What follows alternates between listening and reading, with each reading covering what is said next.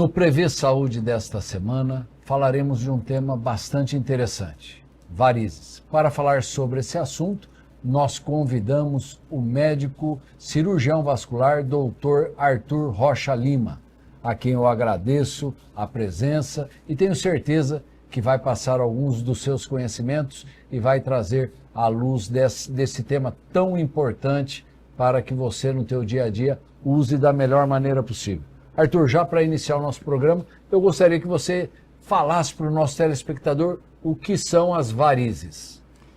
Boa noite a todos. Inicialmente eu gostaria de agradecer o convite, como sempre, né, estar aqui voltando a essa casa maravilhosa, né, que muito ajuda aí a população de Bauru com as suas informações. Zé Eduardo, as varizes, elas são aquelas veias tortuosas, dilatadas, que elas aparecem com o desenvolvimento da idade das pessoas, né? É lógico que uma veia reta, por exemplo, ela geralmente não é varicosa. Então, para você caracterizar como uma veia varicosa, ela tem que necessariamente ela estar tortuosa, mais saltada para fora, né? E visível. Embora exista as varizes um pouco mais internas, né? Esse termo é um termo leigo, né?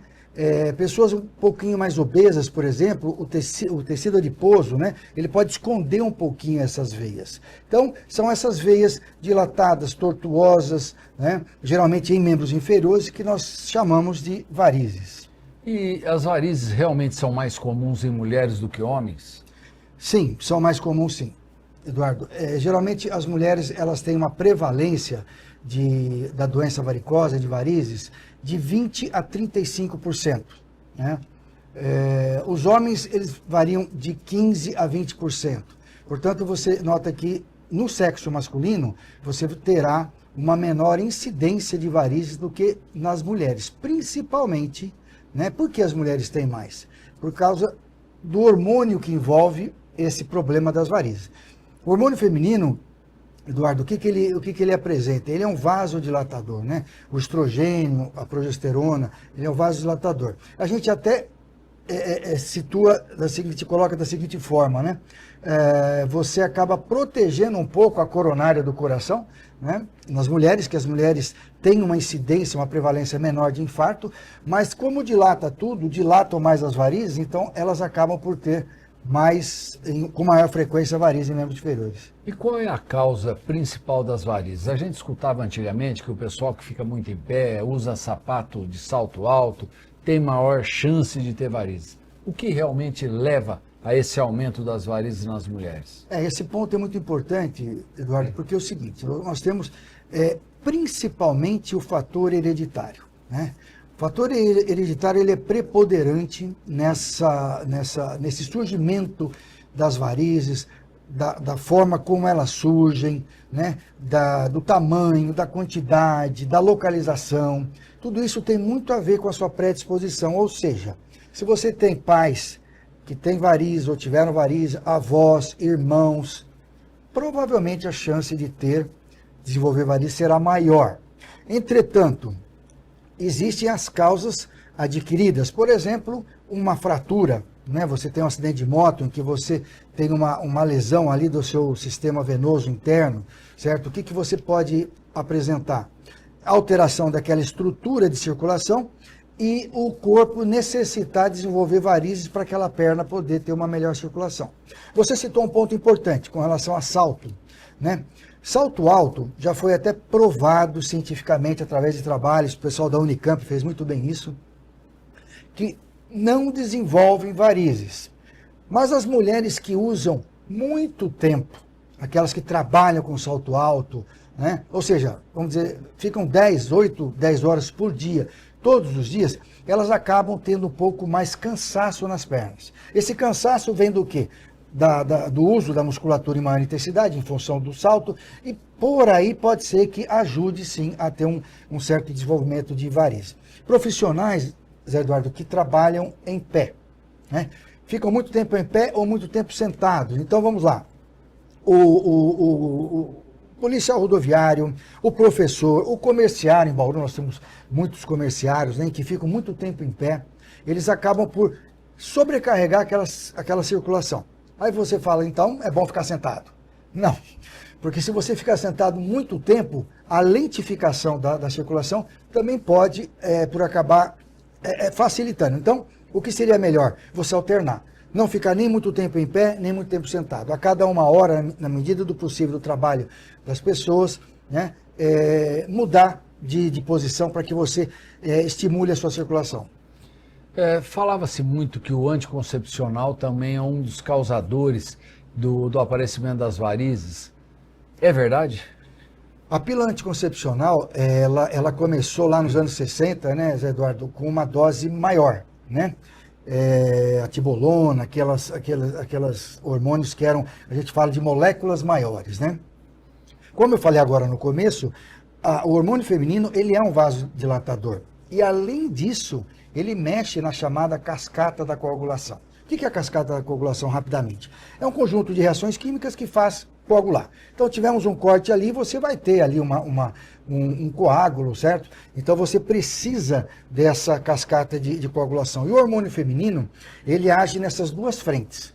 Ele age dilatando as veias e age também alterando a coagulação. Por essa razão, o hormônio feminino, ele tem uma propensão a desenvolver, nas mulheres, lógico, uma propensão a desenvolver mais varizes e até a trombose também, Zé Eduardo. Então, lógico, como eu falei, a tibolona, e depois os hormônios foram melhorando bastante. Hoje existem doses mínimas, né, hormonais, mas mesmo assim ainda existem relatos de ligações com desenvolvimento de varizes e aparecimento de trombose ou de coágulos em função do hormônio. A obesidade, ela também pode realmente provocar o aparecimento aí das varizes? A obesidade, ela também age em duas frentes, né? Primeiro, a parte metabólica, né? Porque o obeso, né, cujo IMC, né, que é o índice de massa corpórea, é muito elevado, né? Você tem uma alteração ali da sua parte metabólica, você tem uma atividade inflamatória maior, que acaba, vamos dizer, indiretamente agindo na parede das veias, das artérias. Então, isso pode ajudar a desenvolver. Mas, principalmente, é o problema mecânico, Zé Eduardo. O que é isso? O obeso de maior intensidade, cujo IMC é maior, né, ele acaba sobrecarregando o retorno venoso. Rapidamente, eu brinco assim com os pacientes, né, eu digo que as nossas veias são o nosso encanamento de retorno, né? Então, as veias o sangue sai dos pés, pelos capilares fininhos, parece cabelinho, né? E vão, como se fossem rios, né? Vão indo para veias maiores e ela tem que caminhar contra a gravidade, né? A ação da gravidade. Se você tem uma situação em que o peso é maior, você vai ter uma sobrecarga naquelas veias ali maior. E com isso acaba tendo essa lentificação. Sangue lento dentro da veia dilata a parede. Portanto, a obesidade também é um fator que pode agir também, viu, Eduardo? E a gravidez? A gravidez também é um dos vilões aí para realmente aparecer as varizes? A gravidez é uma situação bem interessante, porque as grávidas, tem grávidas e que não desenvolvem absolutamente nada. Mas se é um caso de uma paciente, de uma grávida, que já tem essa predisposição familiar, ela poderá desenvolver, naquele momento, mais varizes. E a gravidez tem outras duas situações. A parte hormonal, novamente, em que para você gerar uma criança, né, um feto, o desenvolvimento do nenê, precisa de quantidades gigantescas de hormônio feminino. Então, com isso, você acaba dilatando mais a parede das veias. E também tem o problema mecânico. O que é isso? Conforme vai crescendo, veja lá, Zé Eduardo, útero, líquido amniótico, a própria criança, tudo isso vai causando na chamada bacia, que é o formato de bacia, que é o osso, é o quadril, né? Comprimindo as chamadas veias pélvicas. E as veias pélvicas, elas já são naturalmente em grande quantidade. Quando comprimidas, você causa aquela estase. O que é estase? É o sangue circulando mais devagar, né? Essa estase faz com que, novamente, as veias dilatem. Então, são essas situações que fazem com que a gravidez, a gestação, ela possa desenvolver mais rapidamente ou mais precocemente as varizes. Por exemplo, você imagina um gemelar, né? Ou aquelas gestações em que a mulher tem 3 ou 4. Então, a situação acaba por aumentar nesses casos, né? Nós falamos aí de vários fatores que podem levar ao aparecimento das varizes. A obesidade, o anticoncepcional, a gravidez. E a prevenção? Tem como prevenir isso? Ó, a mulher vai ficar grávida, ela toma um anticoncepcional, está um pouquinho mais gordinha. Tem como prevenir o aparecimento das varizes? Bem lembrado, Zé Eduardo. Tem sim. Tem, e quem faz muito bem esse papel são os nossos colegas ginecologistas obstetras, né? Em que eles agem logo ali no começo, orientando as pacientes, por exemplo, uma das situações, ao uso da chamada e famosa meia elástica. A meia elástica, ela é muito bem indicada durante uma gestação, porque ela acaba por promovendo aquela compressão. Às vezes as pessoas falam, mas se comprime, por que ajuda a circulação? Porque é uma compressão graduada. O que é graduada? Ela é de baixo para cima para favorecer o quê? O retorno do sangue. Então, os obstetras, os ginecologistas, eles acabam por orientar ao uso da meia elástica, atividades físicas que facilitem o retorno venoso. Por exemplo, a gestante que trabalha, chega em casa, colocar as pernas para cima, isso é muito importante, dá esse descanso para a circulação. Outra medida caseira, muito, às vezes parece até infantil, a gente fala, chegando em casa, o que você pode fazer? Após tomar o banho, normal, com a temperatura que você gosta, dar uma desligadinha no chuveiro e fazer um banho frio nas suas pernas, do joelho para baixo. Isso faz com que haja uma vasoconstrição, ou seja, às vezes elas dão uma fechadinha, para o dia seguinte elas não estarem naquele estado de latência para continuar aquele processo de inchaço e de edema. E quando existe um caso mais avançado, é lógico que é encaminhado ao vascular para a gente poder tratar, e às vezes é necessário medicamentos também. Existem vários medicamentos que estimulam a circulação e podem ajudar nesse momento da gestação. Arthur, nós estávamos falando aí então dos fatores que podem levar, da prevenção. Com relação às varizes ainda, eu gostaria que você falasse um pouco dos sintomas. Você falou anteriormente que a varize ela fica torta, inchada, salta a pele, fica aquela coisa feia. Mas esse é um dos sinais. Sintoma, o que a pessoa sente, a pessoa acometida de varizes? Então, Zé Eduardo, geralmente é até um paradoxo, né? Porque às vezes muitas pessoas não sentem nada, não sentem nenhum sintoma, né? Tem aquelas varizes grandes e não tem sintomas. E aí a pessoa até fala, eu não sinto nada, então não deve ser um problema mais grave. Mas aí é que outras veias estão sendo sobrecarregadas, né? Então, o fato de não ter nenhum sintoma, né? Sintoma o que é? Dor, peso, essas coisas, né? Não significa que não haja problema. Mas voltando, então você pode começar desde não ter nenhum sintoma aos sintomas mais frequentes. Qual que é o sintoma mais frequente? É o inchaço, né? O inchaço ele começa ali no dorso dos pés, avança ali o tornozelo, a canela, né? Aquele inchaço que incomoda. Final do dia. Final do dia, principalmente, o chamado edema vespertino, que a pessoa acorda descansada, a veia está descansada, à medida que vai trabalhar, que vai usar as pernas, né? Que nós falamos, você começa a sobrecarregar e pode inchar. Cansaço nas pernas. Também esses dois sintomas, inchaço e cansaço nas pernas, são os mais frequentes. Por que cansa? Porque não é normal você ter veias que estão trabalhando de forma lenta e prejudicando, por exemplo, os músculos. Então, aqueles músculos vão ficando inchados por dentro. Isso acaba por causar esse peso nas pernas, né? Algumas pessoas até falam, Zé Eduardo, por exemplo, um sintoma é desassossego nas pernas. São palavras, né, para tentar transmitir ao médico o que a pessoa sente naquele momento, né? Então, esse desassossego é que as pernas estão provavelmente inchadas, vamos colocar dessa forma leiga para as pessoas entenderem, inchadas por dentro e não por fora, né? Onde existe essa lentificação da circulação e por isso acaba tendo esse desassossego. Então às vezes algum formigamento a pessoa pode sentir também, né? O peso, essa latência, o inchaço, são sintomas mais frequentes. Algumas pessoas têm até dor mesmo, viu? Mas é um pouquinho mais raro. A partir desse momento que o indivíduo foi diagnosticado com varizes, qual é o tratamento daí para frente? É única e exclusivamente cirúrgico ou dá para tratar clinicamente? Quando a pessoa tem varizes, hoje em dia, graças a Deus, nós temos um grande exame não invasivo chamado ultrassom, que é o ultrassom Doppler. É um divisor de águas dentro da flebologia, da parte venosa, né?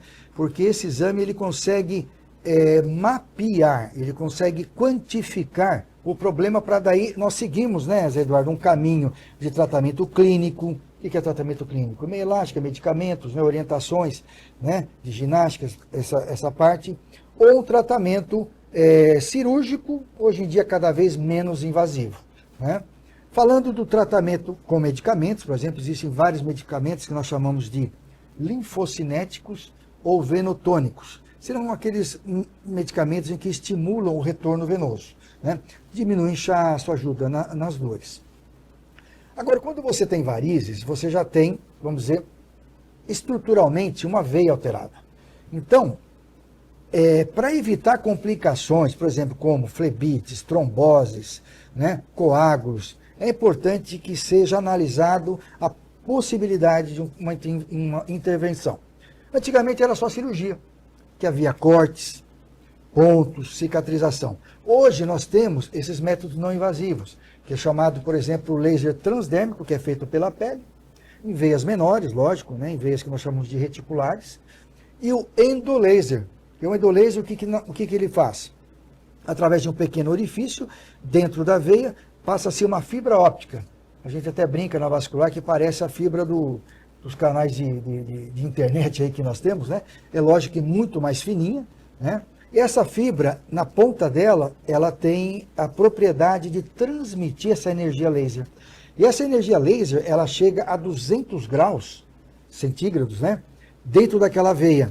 Então vai queimar? Não. Ela foi cientificamente estudada para que desnature a água das células. Então aquilo, falando assim, num termo mais simples, ela seca aquelas veias. Então você faz um furinho aqui, você seca aquela veia. Quando a veia safena, que é uma veia que se situa na perna, ela está comprometida, você pode secar também com esse endolaser. É lógico que existem critérios, ninguém vai tirar uma veia safena saudável. Você vai tentar tratar as veias safenas que estão alteradas. Então, hoje em dia nós temos esses recursos. Um outro recurso muito importante também, não invasivo, Zé Eduardo, que a gente tem que lembrar, é o tratamento com a espuma. O que é a espuma? A espuma é um líquido, através de um medicamento chamado polidocanol, em que você mistura ar, né, em 2 seringas, num aparelhinho específico para isso, ela fica densa, parecendo até uma espuma de barbear. E com isso você injeta dentro da veia, é lógico que tem critérios para isso também, dependendo da localização, do tipo de veia, para secar. O objetivo sempre é o quê? Tirar aquela veia da jogada, como a gente diz, porque aquela veia varicosa, ela está atrapalhando a circulação. Certo. Então, na verdade, hoje a cirurgia, ela perfaz aí 30%, 40% das pessoas que vão para a cirurgia, aquela cirurgia aberta, aquela cirurgia antiga. Hoje existem essas várias opções e que dão uma segurança maior, trazem um resultado melhor e minimamente invasiva. Sim, isso é muito importante que você falou, Zé Eduardo, porque o endolaser, as pessoas hoje trabalham. E no trabalho você não pode ficar muito tempo afastado, como antigamente numa cirurgia convencional, que você chega a ficar 30 dias afastado em função da recuperação necessária, né? Então o endolaser, além da parte estética que envolve, você tem essa recuperação rápida. Em alguns casos, com 2 ou 3 dias, você pode voltar a trabalhar assim. A gente até brinca, não dá para ser um carteiro também, né? Se a pessoa for um carteiro que anda muito, vamos dar um prazo um pouquinho maior para ele, talvez uma semana. Mas se é uma cirurgia convencional, se for uma cirurgia convencional, óbvio que vai demandar um tempo muito maior para que ele volte às atividades de trabalho, né? Essas pessoas hoje que procuram o consultório de um cirurgião vascular com o problema de varizes, elas acabam tendo esta noção de opção que ela tem de tratamento, Arthur? A grande maioria dos profissionais aqui hoje estão gabaritados para fazer essa indoor laser, fazer a antiga, como que é? Infelizmente, Eduardo, o serviço público ele ainda não dispõe, né, dos tratamentos a laser, né? Em algumas situações, com espuma, sim, você é possível tratar algumas veias tronculares, nós chamamos, né? Mas com o laser fica mais reservado aos tratamentos particulares, né? Alguns seguros, né? Seguradoras, né? Conseguem dar uma cobertura parcial, né? Então, realmente, não são todos os que têm acesso com maior facilidade, né? É lógico que para você fazer endolaser, você tem que ter uma habilitação, né? Você tem que ser, nós falamos de um cirurgião endovascular, tem que ter a titulação para isso, né? E a habilidade de você trabalhar, porque, rapidamente uma história, a cirurgia vascular era dividida em dois mundos, as artérias e as veias, né? As artérias conseguiram rapidamente se desenvolver, né? Hoje tem a cirurgia endovascular para você corrigir um aneurisma de aorta, que você coloca um stent grandão, através de um cortinho pela virilha.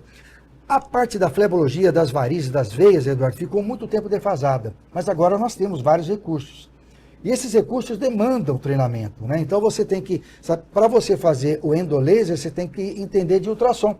Porque todo tratamento de endolaser, nós chamamos que eles são eco-guiados. Ou seja, você precisa de um aparelho de ultrassom. Eu até trouxe algumas fotos, né? Depois vão ficar disponíveis aí para as pessoas poderem ver. Você precisa do aparelho de endolaser, da fibra, você precisa do ultrassom e desse treinamento para você saber onde você está entrando com a fibra, né? Sim. Certo? Porque às vezes você pode, a olho nu, você não consegue fazer esse tipo de tratamento. Então existe realmente um treinamento além do normal para o cirurgião vascular. Uma pergunta bastante comum e que a gente escuta com frequência. As varizes voltam, ou seja, a pessoa que operou de varizes está livre para o resto da vida ou pode voltar? Essa é a pergunta do século para varizes, né? Que é a recorrência ou a recidiva, né? Aí são dois mundos, são dois campos que a gente pode explicar da seguinte forma. A recorrência é quando a pessoa, vamos dizer de certa forma, não conseguiu fazer um tratamento mais adequado. Ou seja, ela não conseguiu fazer um ultrassom, em que o ultrassom mostrou que havia um problema de safena, só operou, vamos dizer assim, as varizes de fora, mas havia problemas na circulação interna. Essa pessoa vai ter essa recorrência. As varizes vão voltar, com certeza, porque é aquela história. Não adianta você pintar a parede com infiltração. Você tem que tratar a infiltração. Então, esse retorno das varizes, ele passa por muitas causas, né? Por exemplo, essa em que foi às vezes por circunstância da própria situação de um serviço público que não há disponibilidade, né, de aparelhos que possam mostrar mais recursos, né, Zé Eduardo? Então, isso pode acontecer e momentaneamente você tirando aquelas varizes, você pode ajudar aquela pessoa por um período curto, né? Isso seria a recorrência. A recidiva das varizes é quando você tem o retorno das varizes. Aí pode ser por uma razão de predisposição genética. Então pode existir sim, por exemplo, a pessoa, geralmente nós temos ali na virilha o entroncamento chamado junção safeno-femoral, que é onde tem a veia safena, ela entra na virilha para depois subir lá para o coração. Muito bem, ali são vários ramos. Mesmo que você faça um tratamento bem feito cirúrgico, um tratamento bem feito endovascular com endolaser, o que pode acontecer? Aquela pessoa, vamos colocar um termo mais simples, ela pode brotar, né? Uma veia safena acessória medial anterior, veia safena acessória lateral, veia epigástrica. Então são vários conjuntos de veinhas que por ali nós chamamos de cabeça de medusa. Porque a hora que você vê aquilo, parece realmente vários pontos varicosos em que aquela pessoa tem essa predisposição. Uma outra situação, Zé Eduardo, muito importante ser falada, são as chamadas veias perfurantes. As veias perfurantes são aquelas veias que comunicam a parte interna com a parte externa. Quando ela dilata, por exemplo, obesidade, trabalhar muito em pé, pessoas que não se cuidam, pode desenvolver a úlcera varicosa e a recorrência e a recidiva dessas varizes. Então, existem as duas formas de voltar. Então, cura de varizes é difícil, mas você pode tratar e se manter muito bem saudável. Olha, eu acredito que nós tenhamos falado, Arthur, de uma maneira bem clara e o telespectador entendeu bem o que são as varizes, como tratá-las. Mas assim mesmo eu gostaria que você deixasse uma mensagem para o nosso telespectador. A grande mensagem, que acho que todo médico fala, todos nós devemos falar, é a prevenção, é a profilaxia. Ou seja, não encare uma veia varicosa na sua perna como um problema simples ou que não existe nenhum problema. Porque, por exemplo, você pode ter isso e uma alteração de coagulação, ou uma mulher tomar um hormônio com varizes, o que pode acontecer? Trombose. A trombose é um coágulo na perna que pode virar o quê? Uma embolia no pulmão. E a embolia no pulmão é fatal. Cuide-se, evite deixar a complicação acontecer. Muito obrigado. Então, na verdade, está dado o recado aí. A partir do momento que você tem qualquer tipo de varizes nos membros inferiores, nas pernas, a mulher deve procurar um cirurgião vascular, se orientar, ver se não está tendo nenhum outro problema associado, que não seja só simplesmente a varizes. E se for simplesmente, tem como tratar clinicamente, medicamentosa, através de meias medicamentos, e por último aí, a cirurgia. Então deve-se procurar sim, para amanhã ou depois não chegar nessa fatalidade de ter uma embolia pulmonar e a coisa ser muito pior. Todos vocês, a partir do momento que tiver qualquer problema, devem procurar a orientação do profissional gabaritado para isso. E no caso, um cirurgião vascular vai poder te atender e orientar melhor. Arthur, eu agradeço aí a tua visita, agradeço o nosso telespectador e fica aí o convite para que na semana que vem estejamos juntos aí para mais um Prevê Saúde. Tchau.